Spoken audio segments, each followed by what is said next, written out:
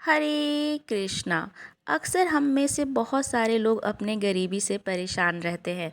तो आइए आज जानते हैं वास्तुशास्त्र के कुछ उपाय, जिससे करके हमारी ज़िंदगी से गरीबी तो निश्चित रूप से जाएगी ही जाएगी और साथ में सुख संपदा और समृद्धि हमारे घर में लेके आएगी। उनमें से पहला उपाय, घर की दिशा का सही ख्याल रखें। कहने का अर्थ है कि घर की दिशा का सही होना बहुत आवश्यक है। उत्तर दिशा में भगवान कुबेर का निवास स्थान माना जाता है, इसलिए इस दिशा में कोई भी बाधा नहीं होनी चाहिए।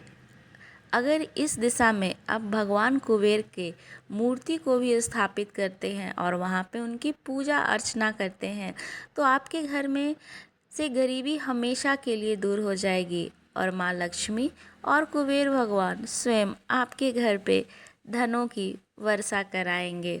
दूसरा उपाय, घर में पानी का संचय करें। कहने का अर्थ है कि घर में पानी का संचय करने से धन और समृद्धि आती है, इसलिए घर में एक जल संचय टंकी या एक छोटा सा फव्वारा बनाएं।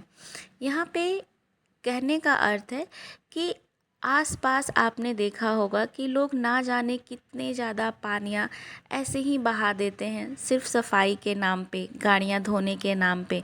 जहाँ पे आवश्यक है कि पानी की मात्रा जितना इस्तेमाल किया जाए उतना से ही हो जाए, कोशिश करें पानी उतना ही इस्तेमाल करें। बहुत सारी महिलाएं घर में बर्तन धोती हैं, तो वो अपने घर के बर्तन धोते समय अपने नल को लगातार ऐसे ही चलाते रहती हैं।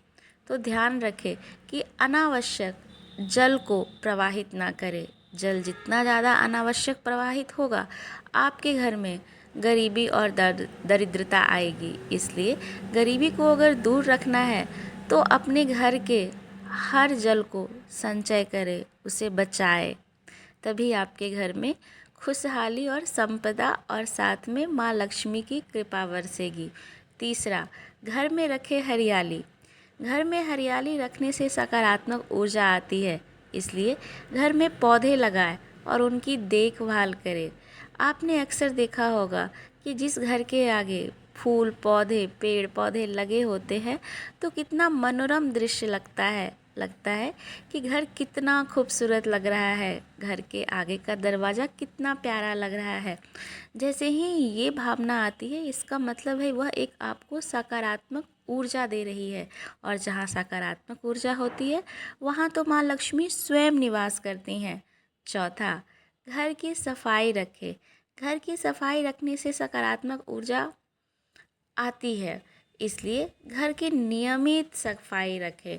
बहुत सारे घर आपने ऐसे देखे होंगे कि धूल पड़े हुए हैं, धूल की मोटी चादरें बनी गई हैं, मकड़ों ने जाल लगा के रखा है। अगर इस तरह की स्थिति बन रही है तो वहाँ पे माँ लक्ष्मी कभी निवास नहीं करती हैं। माँ लक्ष्मी का निवास स्थान हमेशा स्वच्छ और साफ रहता है, इसलिए अपने घर जैसे मंदिर को निरंतर साफ और स्वच्छ रखें और माँ लक्ष्मी को आने का निमंत्रण दें कि माँ, हमारा घर स्वच्छ और साफ है, कृपया कर विराजे हमारे घर।